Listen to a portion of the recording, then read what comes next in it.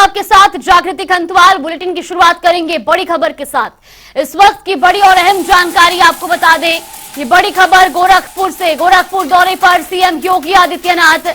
तो गोरखनाथ मंदिर में सीएम ने लगाया जनता दरबार, जहां मुख्यमंत्री योगी आदित्यनाथ ने सभी फरियादियों की फरियाद सुनी, तो साथ ही मौके पर ही अधिकारियों को निस्तारण के निर्देश भी दिए। ये बड़ी और अहम जानकारी आपको बता रहे, जहां सीएम योगी आदित्यनाथ गोरखपुर दौरे पर है। इस दौरान उन्होंने गोरखनाथ मंदिर में भी जनता दरबार लगाकर लोगों की समस्याएं सुनी और साथ ही साथ मौके पर ही समस्याओं के निस्तारण के निर्देश भी दिए। तो ये बड़ी और अहम जानकारी आपको बता रही, जहां सीएम योगी आदित्यनाथ गोरखपुर दौरे पर हैं, तो वहीं इस दौरान सीएम योगी आदित्यनाथ गोरखपुर मंदिर में जनता दरबार लगाकर लोगों की समस्याएं सुनते नजर आए। इस मौके पर उनके साथ कई अधिकारी भी मौजूद रहे, जिन्हें सीएम योगी आदित्यनाथ ने मौके पर ही समस्याओं के निस्तारण के निर्देश भी दिए।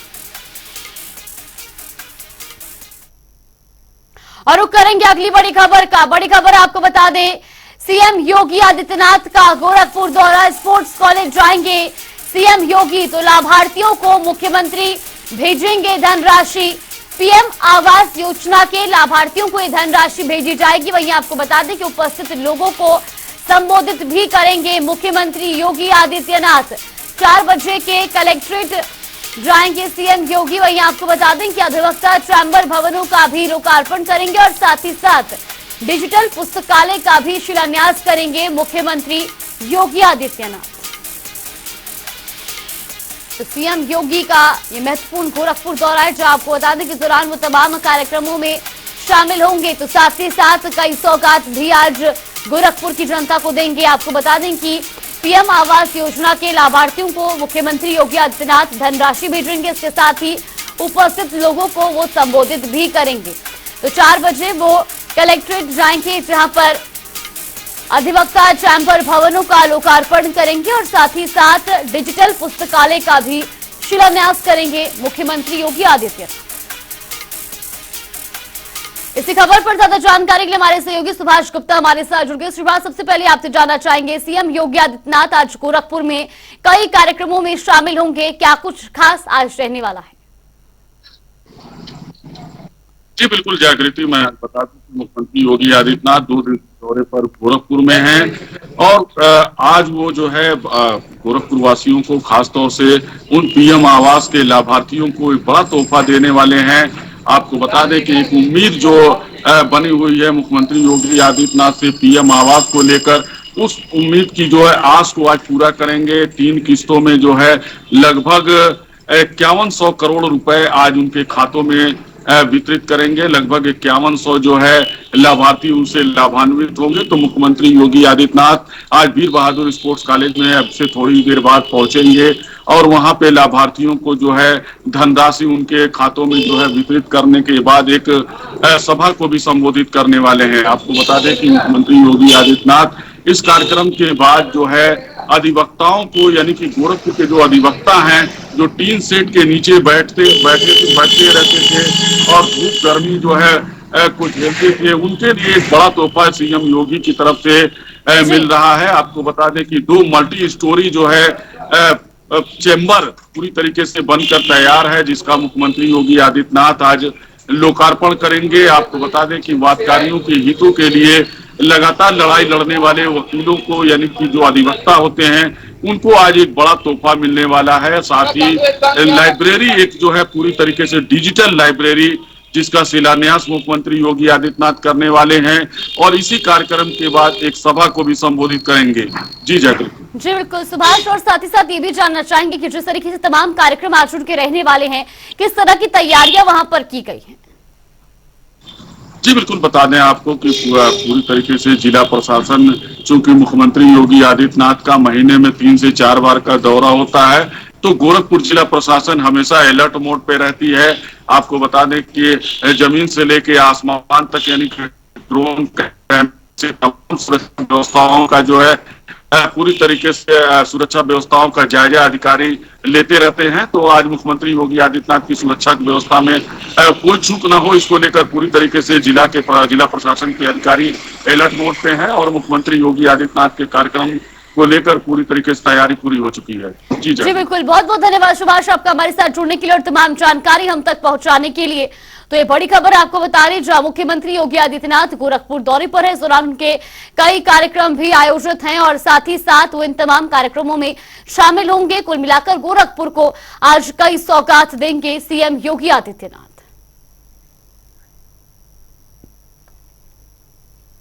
और रुक करेंगे बड़ी खबर की ओर। बड़ी खबर आपको बता दें, बड़ी और अहम जानकारी लखनऊ से। ये बड़ी खबर, यूपी वन विभाग में बड़े खेल का पर्दाफाश हुआ है। प्रधान मुख्य वन संरक्षक ने खेल किया।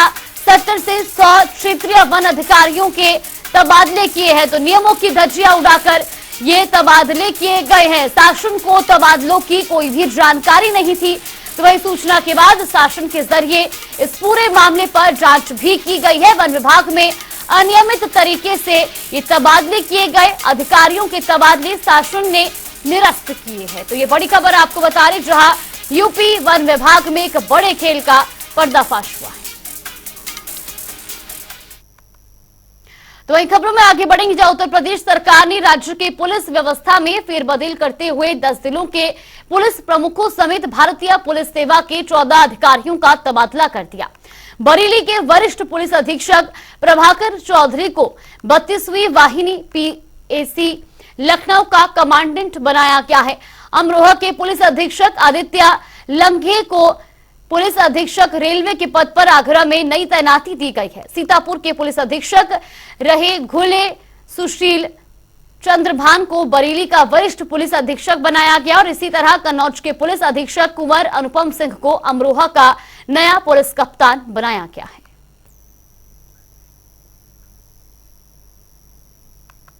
और रुक करेंगे अगली बड़ी खबर की ओर। बड़ी खबर आपको बता दें, संभल से बड़ी और अहम जानकारी। मंदिर कमेटी के सदस्यों ने बोर्ड लगाया है। अमर्यादित कपड़े पहनकर प्रवेश पर रोक लगा दी गई है। ये बड़ी खबर आपको बता दें, जहां मंदिर के दरवाजे और दीवार पर यह बोर्ड लगाया गया है। तो संभल कोतवाली क्षेत्र का ये पूरा मामला बताया जा रहा है, जहां पर आपको बता दें कि मंदिर कमेटी के सदस्यों ने अब एक बोर्ड लगाया, जहां पर साफ तौर पर लिखा गया है कि अमर्यादित कपड़े पहनकर प्रवेश नहीं दिया जाएगा, प्रवेश ना करें। मंदिर के दरवाजे और दीवार पर यह बोर्ड लगाया गया और ये पूरा मामला संभल कोतवाली क्षेत्र का बताया जा रहा है।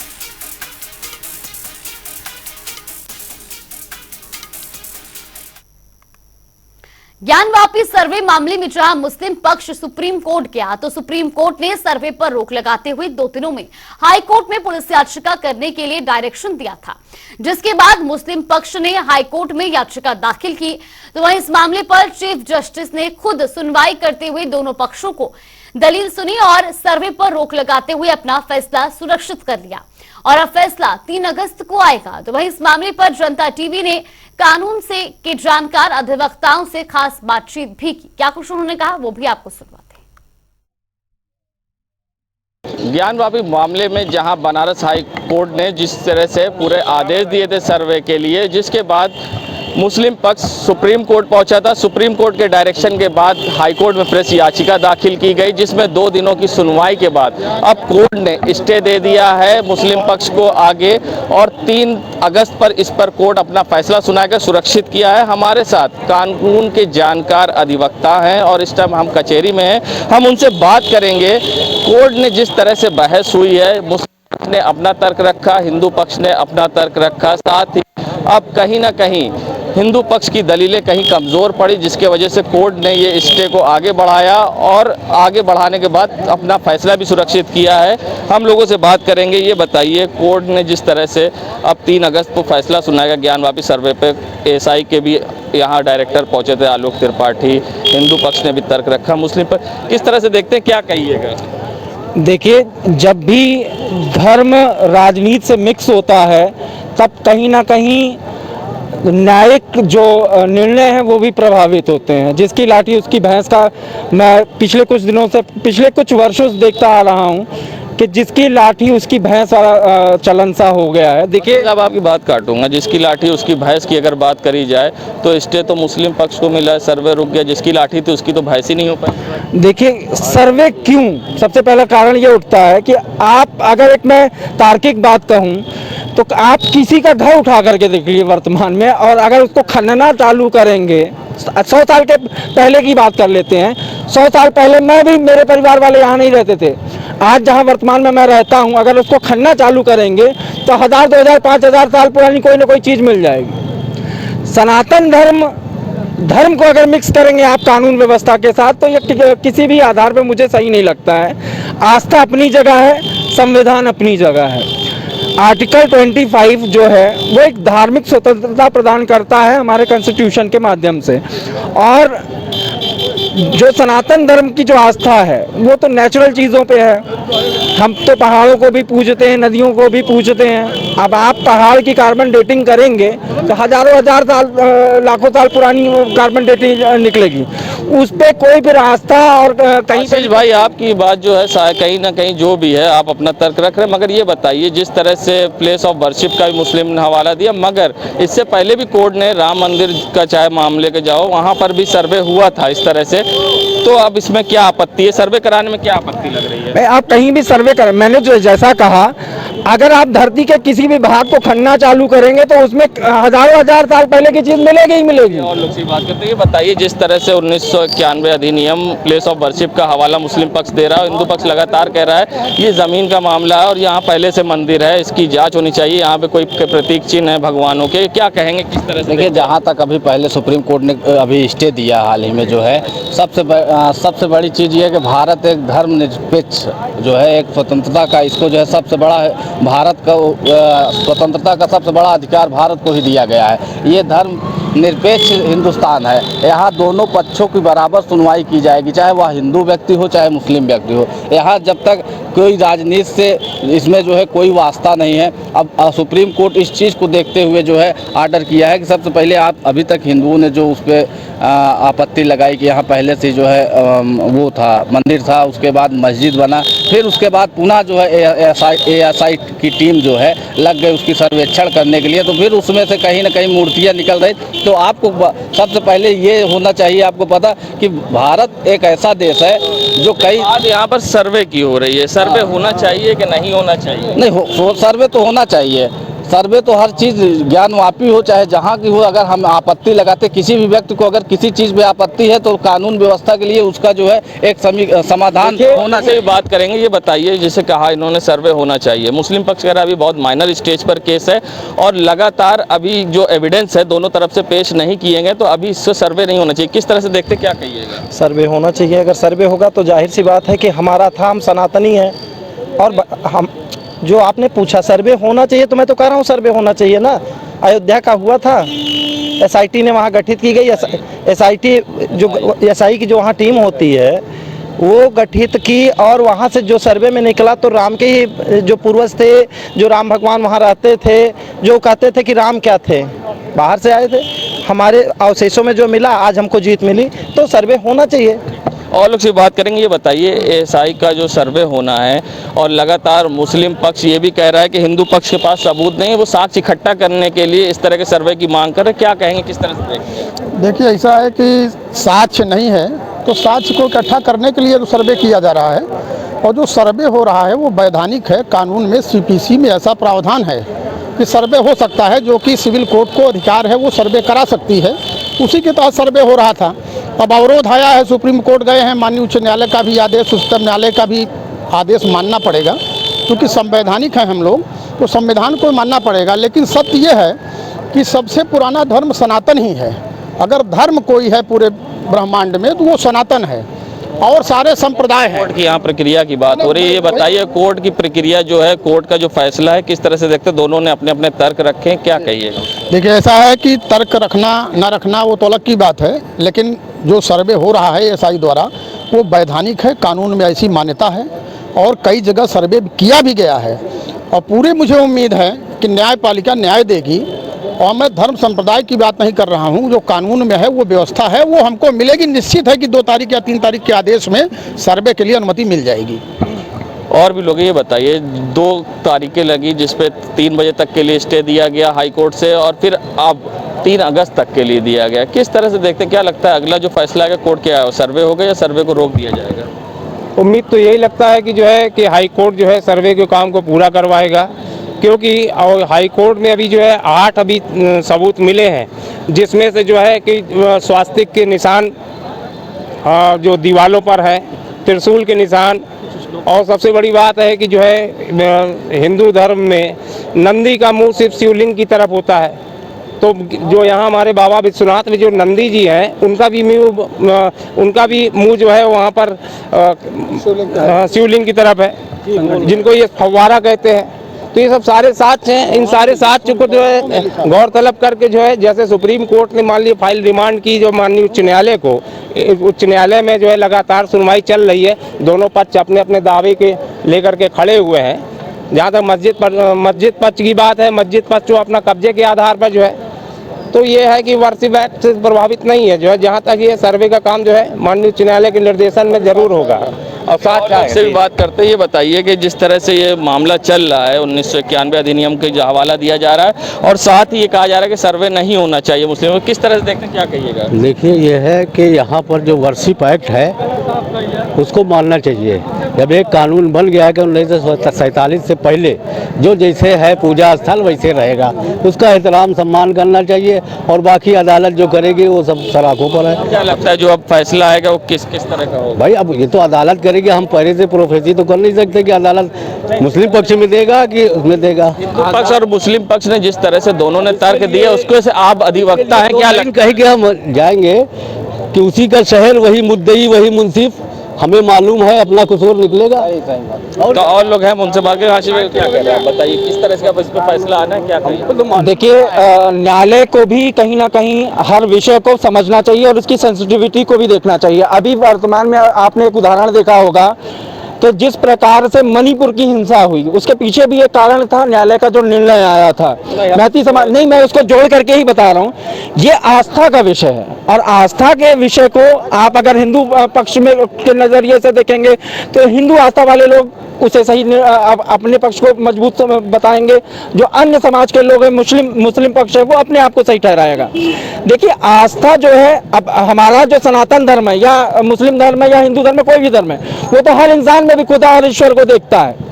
तो बात इसकी नहीं है, बात यह है कि चीजें निष्पक्ष होनी चाहिए जो भी निर्णय आए, और अनावश्यक ऐसे मुद्दों को चुनाव के समय नहीं उठाना चाहिए जिससे आम कहने मतलब ये चुनावी मुद्दा बनाया जा रहा है। बिल्कुल बनेगा, इसका इम्पैक्ट आपको 2024 के चुनाव में नजर आएगा। ये जो मुद्दे बड़ी बात निकल कर यहाँ पर आ रही, कहा जा रहा है 2024 के चुनाव को देखकर ये करा जा रहा है और बड़ा इम्पैक्ट है, ये बड़ा कहीं ना कहीं आरोप भी आप इसे कह सकते हैं। आप बताइए क्या कहेंगे इसको, जो सुप्रीम अब हाई कोर्ट का निर्णय आएगा जो 3 अगस्त को आने वाला है इस ज्ञानवापी मामले, सर्वे होगा कि नहीं होगा? बिल्कुल होगा सर्वे। इसमें जो बड़े भाई अभी गए हैं कि चुनावी मुद्दा ये कोई विषय नहीं है। बात यह है कि चलिए ठीक है, जो अपनी भाई न्यायालय माननीय उच्च न्यायालय का जो भी वो होगा वो हम लोग मानेंगे और वो मानना चाहिए, और वो जो भी जांच कमेटी चल रही है उसमें सर्वे होगा। ये हम भाई पुरानी जो चीज़ें हैं अवशेषों जो मिले हैं उससे ये पता होता है कि सर्वे होगा। तो और लोग भी ये बताइए, जो ज्ञानवापी का मामला है दोनों पक्ष ने अपने अपने तर्क रखे, किस तरह से देखते हैं, क्या कहिए किसके फेवर में अब ये आएगा फैसला? अब ये तो कोर्ट ही बता सकती है किसके फेवर में आएगा। और जहाँ तक भाई साहब कानून के जानकार है आप लोग, तो इस तरह की तर्क और देखते रहते हो, तो क्या लगता है इससे क्या नहीं, साक्ष्य के आधार पर तो आना चाहिए सनातन धर्म के पक्ष में। तो कह रहा है कि हिंदू पक्ष के पास साक्षी नहीं, वो सर्वे इसीलिए कराना चाह नहीं, ऐसा कहाँ उन्होंने कहा। भाई सर्वे हो रहा है इसीलिए ना कि आप साक्ष्य उसी में तो खोजेंगे। वही चीज़ तो मैं कह रहा हूँ, मुस्लिम पक्ष जब तक SAI सर्वे नहीं करेगा, खोजेगा नहीं, तो आपको कैसे पता चलेगा? नहीं, तो ये कहना था जब दोनों पक्ष की बहस हो रही थी, उनका कहना था कि कोर्ट को जो है पहले हम सबूत एविडेंस पेश करें, जो माइनर स्टेज है, उसके बाद ये सर्वे होता तो समझ में आता। नहीं, उसी के आधार पर ही तो पता चलेगा ना कि पहले वहाँ मंदिर था या मस्जिद थी, उसके आधार पर ही तो पता चलेगा, उसी आधार पे ही तो आगे बढ़ेंगे। हाँ, सर्वे होना चाहिए। तो और लोग से बात करें, किस तरह से आप देखते हैं, क्या कहिएगा इस पर? जो बनारस ज्ञानव्यापी का सर्वे का आदेश जिला जज बनारस ने किया वो बिल्कुल सही किया, और माननीय उच्च न्यायालय को उसको सही ठहराना चाहिए। हमें पूरी आशा है कि जो 3 अगस्त को माननीय उच्च न्यायालय इलाहाबाद का ऑर्डर आएगा वो जिला जज के पक्ष में आएगा और सर्वे करने के पक्ष में आएगा। क्योंकि सुनिए, कुछ गलत हो गया और गलत को अगर सही करना है तो सर्वे होगा।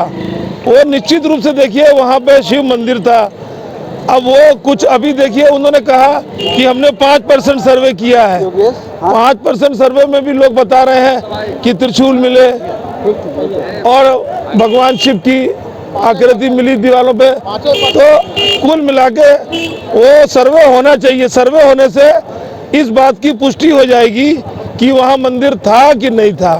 चलिए और लोग से बात करेंगे। ये बताइए, हिंदू पक्ष ने एक तर्क रखा था कि ये इसको औरंगजेब ने जो है तोड़कर यहाँ पर मस्जिद बनाई है, किस तरह से देखते हैं, क्या कहिएगा?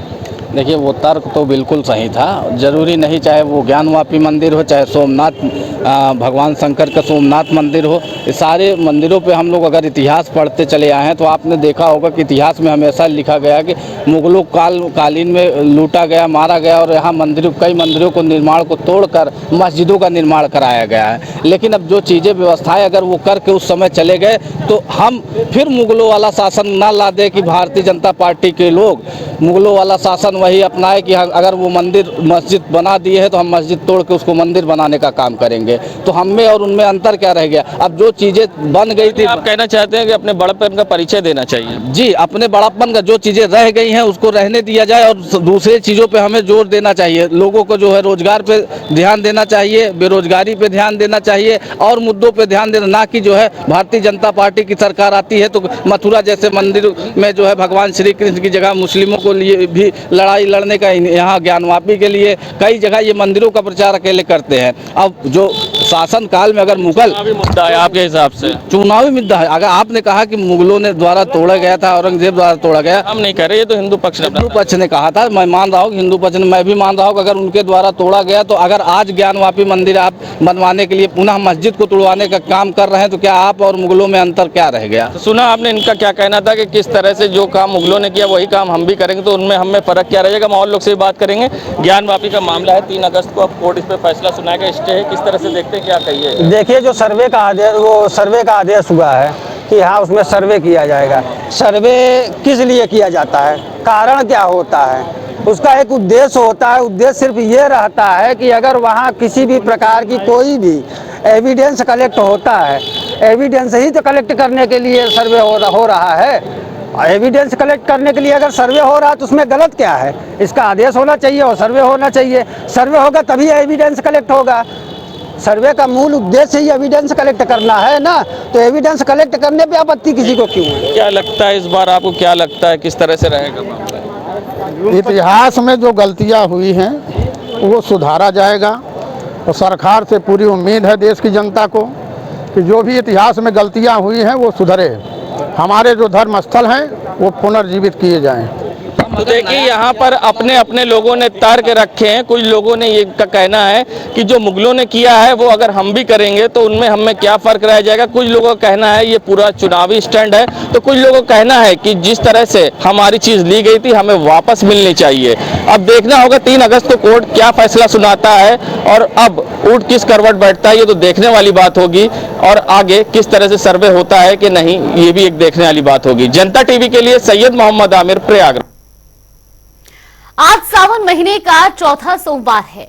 शिव मंदिरों में श्रद्धालुओं की भारी भीड़ उमड़ रही है, तो वहीं प्रदेश भर में कई अलग अलग जगहों से तस्वीरें भी सामने आ रही हैं। गंगा घाटों पर भी भारी भीड़ देखी जा रही है, जहां से गंगा जल लेकर श्रद्धालु भगवान भोलेनाथ को अर्पण कर रहे हैं। ऐसी मान्यता है कि सावन महीने में भी समुद्र का मंथन हुआ था और जब किसी ने भी हलाहल विष का सेवन करने से मना किया तो भगवान शिव ने विष का सेवन किया और विष के प्रभाव से जब उन पर मूर्छा आने लगी तब गंगा के पवित्र जल से ही उनकी मूर्छा को भंग किया गया था। श्रद्धालु के अनुसार उसी दिन से सावन महीने में भगवान भोलेनाथ को जल अर्पण करने की प्रथा चली आ रही है। यूं तो शिवालयों में सालों भर जल अर्पण किया जाता है, लेकिन सावन महीने और सावन की सोमवारी भगवान शिव को अति प्रिय कहा गया है।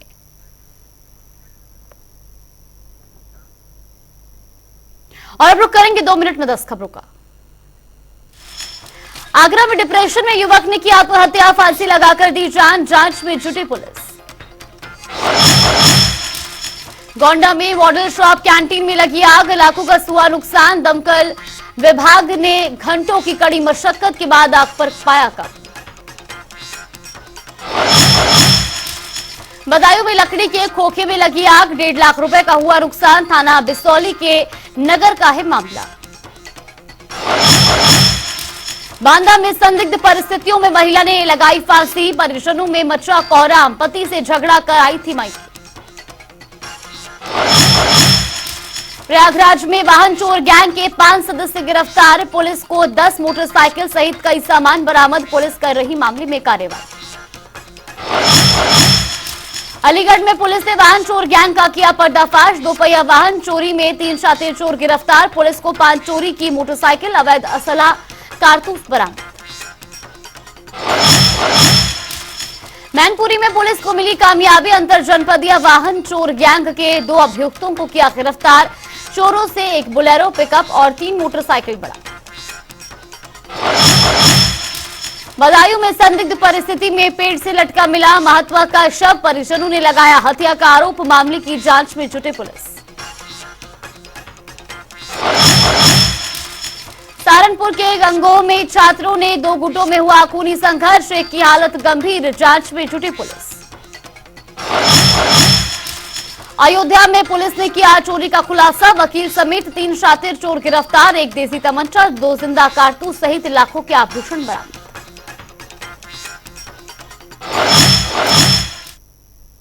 चलिए बुलेटिन में फिलहाल के बस इतना ही। आप बनी रहिए हमारे साथ। नमस्कार।